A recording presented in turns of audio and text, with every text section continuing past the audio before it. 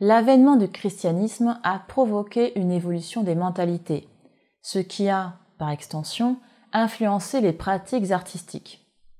L'Église catholique a été en Occident un commanditaire très important, tout aussi important que les monarques. En effet, la construction des lieux de culte, les transformations des rituels et l'évolution de la dévotion ont été à l'origine de nombreuses commandes artistiques. Hommes et femmes de l'Occident médiéval, qu'ils et elles soient commanditaires ou peintres, créent alors pour Dieu.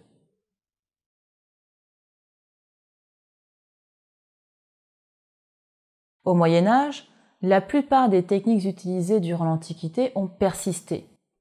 Les créateurs les ont simplement adaptées ou améliorées en fonction de leurs besoins et du support. Par exemple, les peintres des icônes byzantines ont conservé les mêmes techniques tout au long du Moyen Âge. Certaines techniques se sont développées, d'autres sont apparues. Une des productions les plus anciennes et les plus importantes de la peinture médiévale a été l'enluminure. Cet art permet de décorer ou d'illustrer un manuscrit. Le mot enluminure vient du latin illuminare, qui veut dire mettre en lumière, éclairer. Le rôle du peintre, qu'on appelle également enlumineur, est d'embellir le texte du manuscrit rédigé préalablement par le moine copiste. Une fois le manuscrit en main, l'enlumineur prépare le parchemin en le ponçant, puis en déposant quelques couches de colle.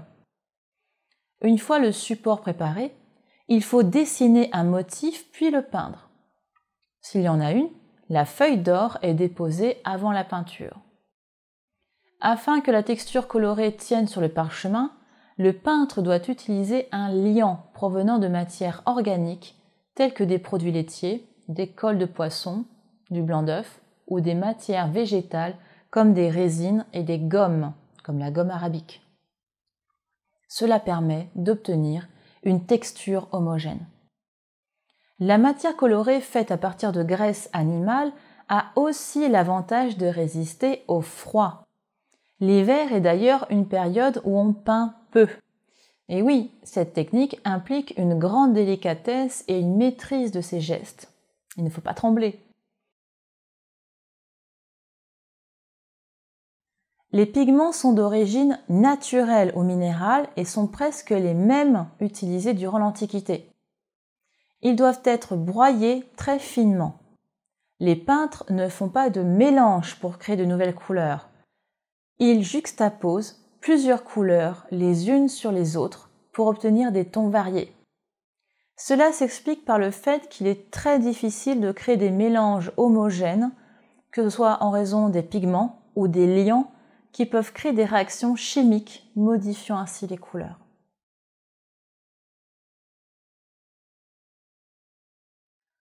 Quels sont les pigments utilisés à cette époque?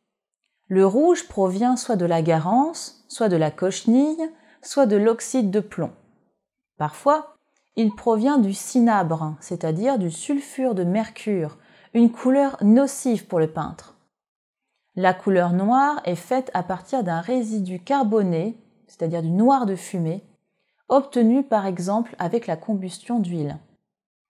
Pour obtenir le jaune, soit on utilise de l'or, soit des pigments végétaux, tels que la fleur de safran ou la gaude, ou bien un pigment minéral, le trisulfure d'arsenic.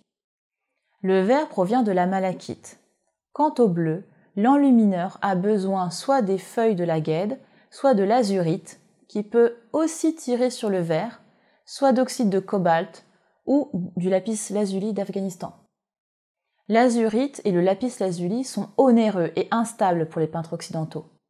La guède pousse facilement en France. Aussi, le choix fut évident.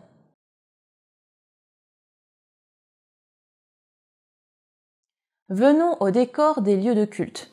Les églises, monastères et cathédrales ont reçu plusieurs types de décors sur les murs notamment, même si une grande partie des fresques romanes ont disparu. Comme dans l'Antiquité, les murs sont préparés à l'aide de diverses couches d'enduit. Le peintre doit faire le dessin préparatoire avant de peindre par-dessus. La peinture s'effectue sur support humide, le peintre ayant dilué au préalable les pigments dans de l'eau. La carbonatation fixe les pigments et confère à l'ensemble peint un rendu brillant. S'il y a dorure, celle-ci vient à la fin des opérations. Nous avons vu que la technique de la fresque était utilisée dès l'Antiquité, mais c'est surtout au Moyen Âge et à la Renaissance où elle a été le plus employée. La technique de la tempera a également été utilisée dans les églises, permettant ainsi de faire des corrections, contrairement aux fresques. Comme pour la fresque, la technique de la détrempe a connu une large diffusion au Moyen Âge jusqu'au XVe siècle, où on la retrouve surtout pour la peinture sur bois. Pour rappel, la technique de la peinture à la détrempe correspond à la dilution des couleurs dans des solvants collants par les peintres. Les solvants utilisés sont le jaune d'œuf, mélangé à de la graisse ou de la colle animale, et l'ensemble est ensuite appliqué sur un enduit sec. Les pigments utilisés pour la peinture sont les mêmes que ceux employés pour l'enluminure, sauf pour le jaune car les peintres n'utilisent pas le trisulfure d'arsenic en raison de sa toxicité. La peinture sur les murs des églises a été remplacée au fur et à mesure par deux autres supports, le verre et le bois. En effet, le verre devient au cours du XIIe siècle un des supports privilégiés de la peinture religieuse à travers l'art des vitraux. Les édifices religieux devenant de plus en plus hauts, les maîtres d'œuvre ou architectes suivent alors la règle de sujet, où la lumière joue un rôle important dans la chrétienté. Avant de s'occuper du verre, il faut faire le dessin préparatoire. Si cette esquisse plaît au commanditaire, elle est reproduite sur un carton à échelle du motif final. C'est une chose de faire un motif en petite taille, mais il faut vérifier l'état final. Certains éléments ne fonctionnent pas lorsqu'ils sont agrandis. Le créateur pense aux différentes parties composant le vitrail et indique le réseau de plomb dès l'étape du dessin. Cela peut paraître évident, mais comme pour la mise à échelle, on doit penser le motif selon ce réseau qui prend la forme de gros tracés noirs. Une fois le carton réalisé, on peut le découper afin d'aider le maître verrier dans la taille du verre. Le vitrail se compose en fait de différents morceaux de pâte de verre teintés dans la masse à l'aide d'oxyde métallique. Une fois le verre découpé à l'aide d'un fer rougi ou d'une pointe de diamant, les maîtres verriers peuvent peindre les motifs et les personnages. On utilise un pigment issu de poudre d'oxyde de fer nommé la grisaille et qui était mélangé à un liant afin d'obtenir un ensemble homogène et pouvant adhérer au support. Ce liant peut être de la gomme naturelle ou un ingrédient un peu plus acide comme du vin ou du vinaigre. Une fois achevé, on assemble le vitrail dans un réseau de plomb, puis on les fixe dans les baies. Si vous en avez la possibilité, je vous invite à entrer dans une cathédrale afin d'observer les vitraux et surtout l'ambiance que la lumière peut créer. Vous pouvez me croire, ça vaut le coup. À côté de ces décors propres à l'architecture du lieu, hommes et femmes du Moyen Âge occidental ont créé des œuvres servant au culte. Il est temps de vous parler de la peinture sur panneaux de bois, technique très utilisée pour la réalisation des retables. La peinture sur panneaux de bois s'est répandue en Europe au cours du XIe siècle. Cela est dû à l'évolution du culte, où le retable joue un rôle important lors des célébrations. En conséquence, les commandes de retable ont été nombreuses.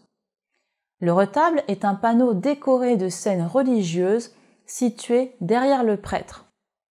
Le retable remplace en fait le devant d'autel utilisé précédemment pour le culte. Le retable est situé en hauteur. Aussi, il est plus visible pour les fidèles qui sont de plus en plus nombreux.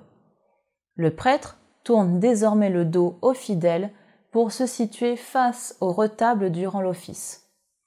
Vous l'aurez compris, le culte a évolué car il a pris en compte le nombre de fidèles qui augmentait. La réalisation des retables est révélatrice de l'organisation de plus en plus structurée des commandes, mais aussi des rapports hiérarchiques entre commanditaires et peintres, ou imagiers, un autre terme. Il y a une procédure à suivre, une commande à respecter, et dans ce but, des contrats sont passés entre le peintre et le commanditaire. Cela peut paraître étonnant, mais ces procédures protègent aussi bien le commanditaire et le peintre. Ce dernier remplissait alors le rôle d'exécutant. Le concept d'artiste n'a été clairement défini qu'à partir de la Renaissance. Avant cette époque, il y a peu de signatures. C'est d'ailleurs pour cela que nous avons peu d'œuvres signées. Les créateurs honorent donc des commandes. Il est possible de faire preuve de créativité, mais dans une certaine mesure. Et il faut surtout respecter les contrats passés. Les contrats sont d'ailleurs utiles pour définir le sujet ou le type de matériau utilisé, et donc le coût. Certains pigments sont achetés en amont par le commanditaire parce que le coût est trop important pour le peintre.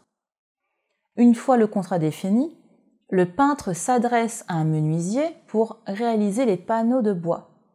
Puis, le peintre les recouvre d'un tissu imbibé de gesso, c'est-à-dire du gypse. Le peintre dessine ensuite ses figures avec les ombres avant d'ajouter le fond doré.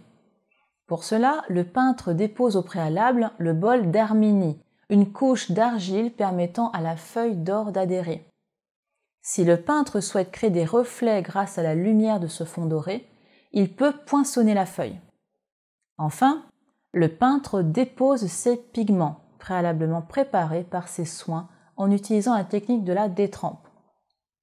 Ces panneaux sont souvent lourds et il est compliqué d'avoir des panneaux de grande taille.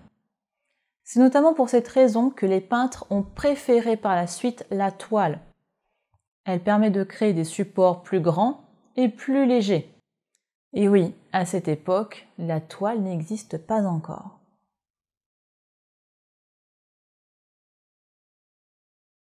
La plupart des techniques utilisées durant l'Antiquité connaissent un bel épanouissement au Moyen-Âge.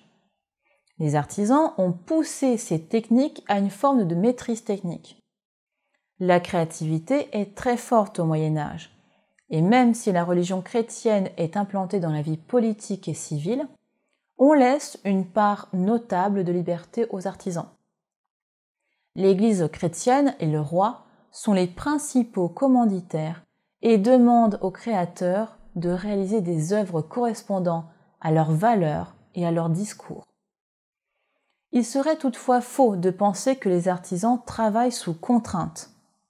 De la même manière, la chose à retenir au sujet de la peinture médiévale est qu'elle est, comme les autres arts, une œuvre collective. L'individu ne crée pas seul, il crée à plusieurs et en général l'artisan connaît plusieurs techniques et métiers, parfois des métiers qui n'ont rien à voir avec l'art. L'ouverture d'esprit au Moyen-Âge est ainsi beaucoup plus importante qu'on le pense. Le Moyen-Âge est une culture qui aime l'art et les artisans.